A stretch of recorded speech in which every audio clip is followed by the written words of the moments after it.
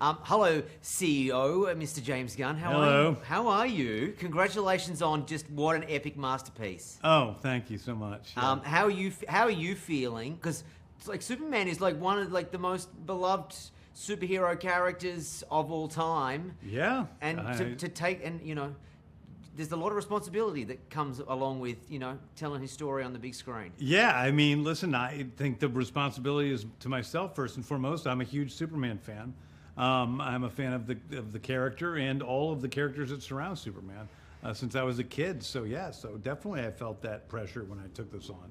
Did you have a little pinch yourself moment though on the first day on set when you, maybe working towards it, so you sort of started to see like the images and you could feel it coming alive? I think first day. Yeah, I think it was before the first day. It was the first day of shooting the screen test and just seeing David start wearing the costume. Yeah. And you realize, oh my gosh, this is Superman. This is going to be Superman to many kids, as Christopher Reeve was Superman to me. He'll think he's the star of the movie. Rachel thinks she's a star, and Nicholas will think he's a star. But the dog is the real star. The dog's the star of the movie. There's no doubt that this is Krypto's movie, and I'm happy that we get to bring this terrible, terrible dog to the world. You're a dog man, right? I'm a dog guy. You know what? I think if you are a dog man or a dog lady, you can see it. And the way that you brought the dog and the character to life, and just the other dogs that peppered throughout the film, I was like, this man. What, do you have a dog? I have 2 dogs and a cat. Well, my dog is Krypto. So okay.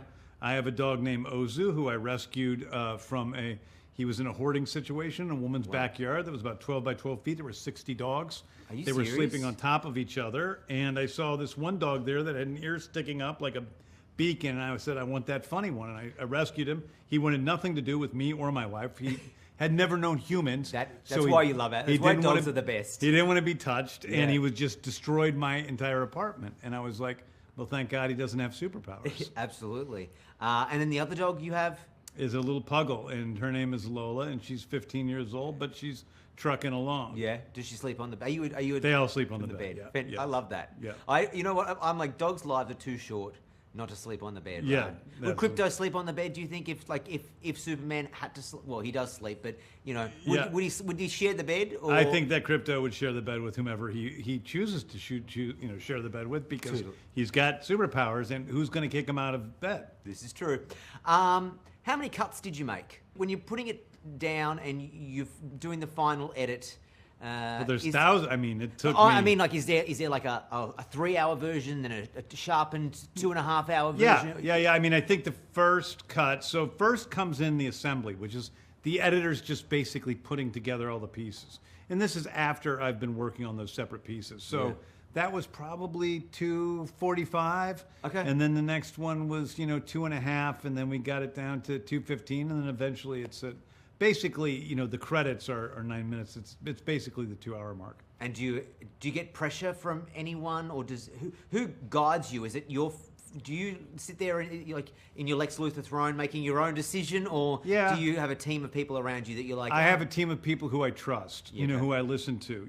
I have Fred Raskin, who's been my editor for a long time, who's worked as a consultant. I have my editors, who worked on this movie. I have Peter Safran. I have my wife Jen. Yeah. So these are all people I show every cut to that give me notes, and I'm like, they know I want them to be honest. Yeah. And sometimes they're brutally honest.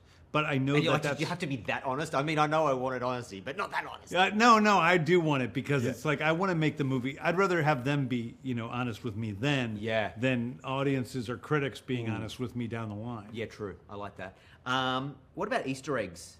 Did you pepper any through? There's so many Easter eggs in this movie, it's crazy. So first of all, every street name in the entire movie is named after like a great comic book writer or artist, whether it's Wade Street after Mark Wade, or Moore Street after Alan Moore, and then all the businesses, most of them are named after comic book writers and artists. Frank Quietly has his own electronics store, obviously, and then also, I mean, I think the most fun Easter egg is really when you go into the Hall of Justice, which is actually what it's the old train building in Cincinnati. It's actually what the Hall of Justice in the comics and the cartoons is been based upon. Okay. And we actually shot there for the first Wow. time. So that in itself is an Easter egg. But inside, in the actual train station, there's this mural that is of the history of Cincinnati.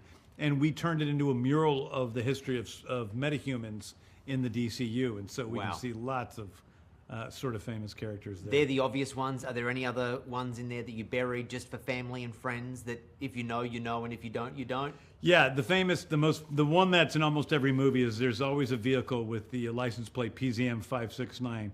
That's an Easter egg just for my brother Patrick and me, because that was our license plate when we were in high school. And love that. every single movie I have practically has a PZM love 569. Last question. Real life kryptonite. Do you have one? For me, it's a movie snack like peanut M&Ms or popcorn, caramel popcorn. That's my kryptonite. Like things you like. Things I like that are bad for me. Oh, I thought it was like something I don't like. No, like, you don't know. I don't like heights. That's my kryptonite. Well, I don't know what we're doing up here. I don't either. I don't know. what I walked in here and I'm like, why am I here? But my kryptonite is cashews. Like if you talk about what I can't stop eating.